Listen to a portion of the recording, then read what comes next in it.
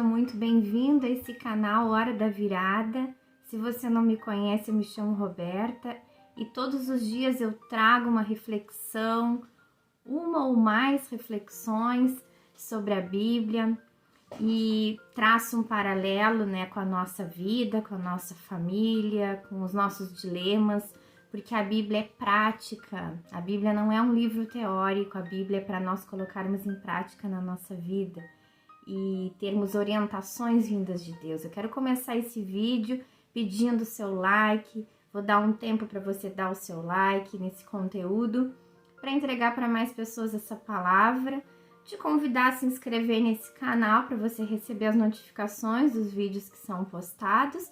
E vamos lá, vamos à reflexão desse vídeo. Meus queridos, se você está me assistindo, me escutando e você é alguém que ama a Deus, você que pertence à Igreja de Cristo, olha só, você deve conhecer um trecho da Palavra de Deus que é muito conhecido. Está em 2 Crônicas 7, o versículo 14. Eu vou deixar na descrição desse vídeo para você ler na sua Bíblia. Nunca é demais nós relermos e fazermos reflexões e pedirmos para o Espírito Santo nos orientar e nos direcionar na palavra, nos inspirar para nós sabermos a vontade de Deus. E esse versículo tocou muito no meu coração nesse momento que estamos vivendo. Nesse momento, nesse panorama político no nosso país, em que cada um de nós, se nós exercermos o nosso direito ao voto, se você não se abster do seu direito, que eu te encorajo a praticar esse direito de voto, a decisão, você vai ter que tomar decisões, e eu creio que está no seu coração tomar a melhor decisão, não é mesmo? Todos nós queremos tomar a melhor decisão. Então, olha só, o que tem a ver com a Bíblia isso, Vamos ler, então, esse versículo. Se o meu povo, que se chama pelo meu nome, se humilhar e orar, buscar a minha face e se afastar dos seus maus caminhos, dos céus o ouvirei, perdoarei o seu pecado e curarei a sua terra. Olha, esse trecho sempre queimou no meu coração, e ainda mais agora nesse momento. Olha, uma condicional: se o meu povo, que se chama pelo meu nome, se humilhar e orar. O que nós devemos fazer nesse momento? Como igreja brasileira, nós devemos orar, buscar a Deus, nós devemos nos humilhar, nós devemos buscar a face de Deus, nos afastar dos maus caminhos, porque, vamos ser sinceros, meus queridos, muitos de nós buscamos a igreja para termos bênçãos na nossa vida, para resolvermos os nossos problemas, os nossos dilemas, as nossas questões, os nossos problemas financeiros. Muitas vezes buscamos a face de Deus para isso. E ok, não tem problema nenhum, porque Deus, Ele nos socorre no tempo da nossa angústia. Deus tem promessas para a nossa vida, mas nós temos que praticar o nosso cristianismo de forma como coerente, Se nós dizemos que somos cristãos e não praticamos aquilo que foi o exemplo de Jesus, aquilo que está na Bíblia, todas as diretrizes, os princípios que estão na Bíblia, em cada detalhe, porque para Deus não existe pecadão e pecadinho, Muitos anos atrás eu escutei sobre isso e me chamou a atenção. Às vezes a gente pensa que é algo grandioso, que a gente vai fazer errado e que a gente vai chamar a atenção de Deus e da igreja e dizer: olha, está em pecado. Não, é o nosso coração, Quantas partes da Bíblia fala que Deus vê o nosso coração, as nossas intenções? Muitas vezes a gente pode até aparentemente estar, para as pessoas fazendo uma coisa boa. Por exemplo, vou dar um exemplo. Vou ajudar ali aquela pessoa necessitada, vou fazer uma boa ação. Mas Deus vê o nosso coração. Se a gente está fazendo aquilo ali para ter um bom conceito diante das pessoas, eu quero ter uma aparência de bonzinho, de santinho. Se se não é na compaixão, no amor, né? Na sinceridade, né? Se não é isso que está motivando as nossas atitudes, não vale nada para Deus, é só aparência. Então Deus vê o nosso coração. E também a palavra diz que a boca fala o que está cheio o coração. Né? Se nós estamos professando, né, falando palavras vãs, falando mal dos outros, né, só plantando discórdia, fofoca, isso tá recheado disso no nosso coração. É isso que nós estamos nos alimentando.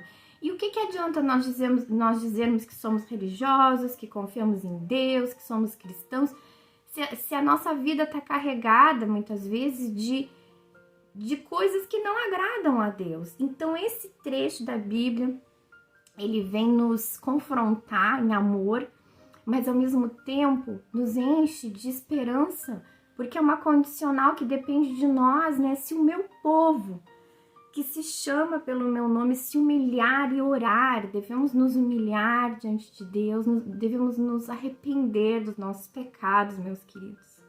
Não é tempo mais de brincadeira, não é tempo mais de viver um cristianismo fajuto, brincando de ser cristão, aquecendo o banco de igreja, levantando as mãos para o alto e dizendo que amamos a Deus, mas não termos uma vida reta diante de Deus.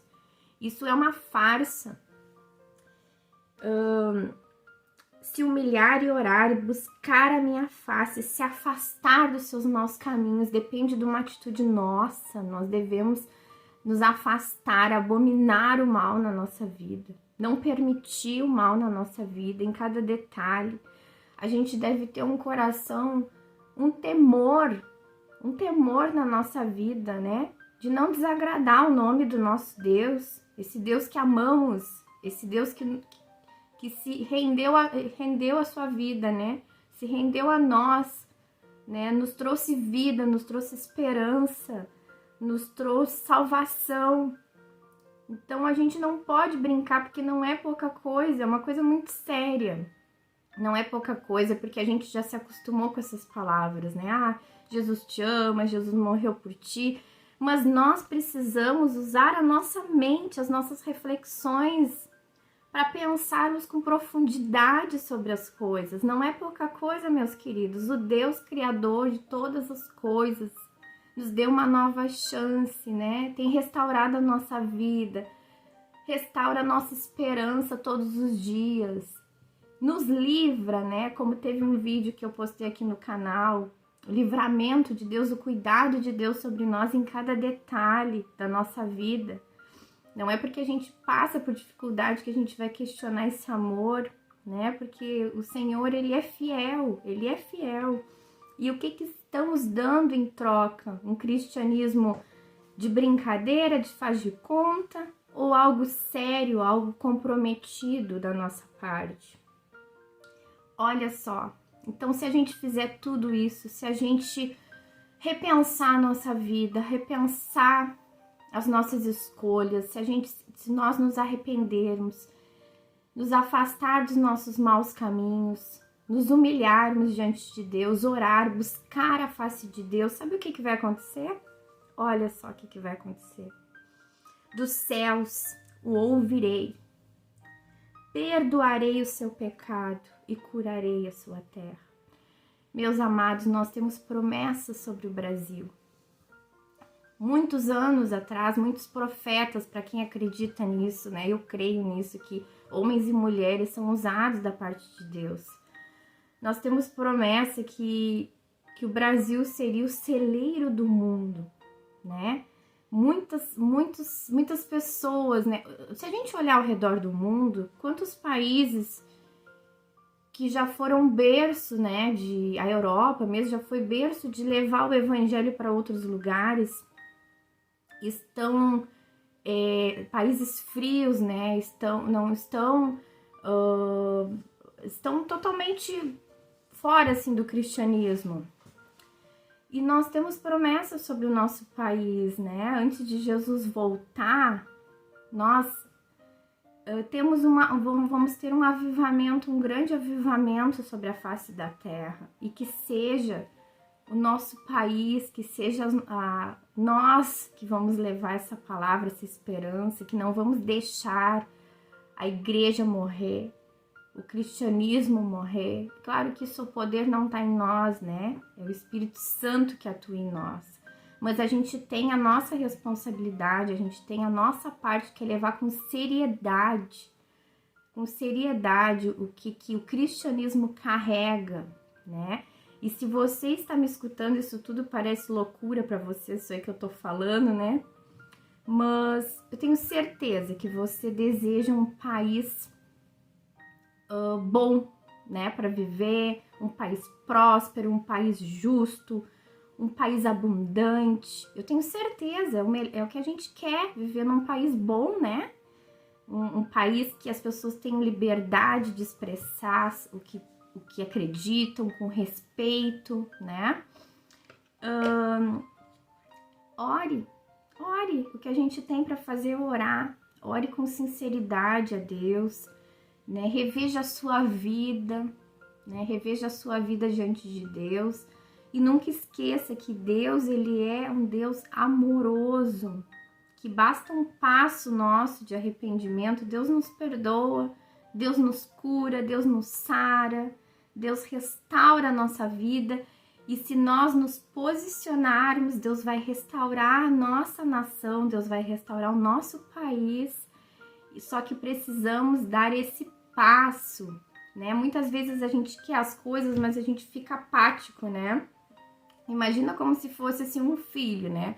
Um filho que quer, sei lá, um doce e não fala nada pro pai, não se posiciona. Como é que o pai vai saber que o filho quer, né? Então Deus muitas vezes quer um posicionamento da nossa parte, um posicionamento de sinceridade, de retidão, né? Porque se dizemos que somos cristãos, devemos viver como tal, né? Se queremos viver num país justo, bom e agradável de viver, nós temos que expressar isso a Deus e pedir sabedoria para exercer o nosso direito de voto.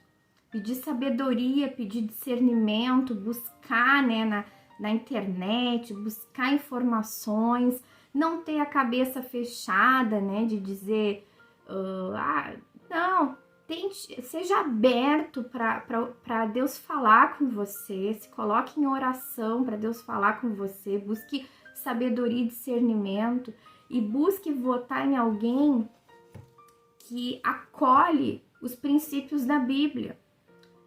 Não existe candidato perfeito, mas nós devemos votar em alguém que está de acordo com os princípios da Bíblia e não longe deles.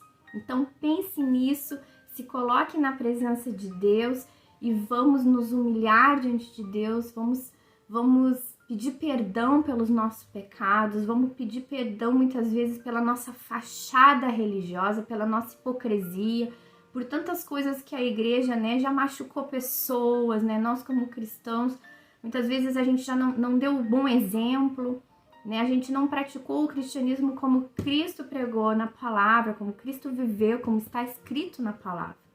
Então, se você achou interessante e pertinente esse conteúdo, espalha para os teus amigos no WhatsApp, compartilha esse conteúdo, dá o teu like para o YouTube entender que esse conteúdo é relevante e também espalhar essa palavra. Te convido novamente a se inscrever nesse canal e é isso. Vou também deixar o Pix desse projeto Hora da Virada, se você sentir no seu coração abençoar esse projeto, para abençoar vidas, sinta-se à vontade. Abraço e até o próximo vídeo.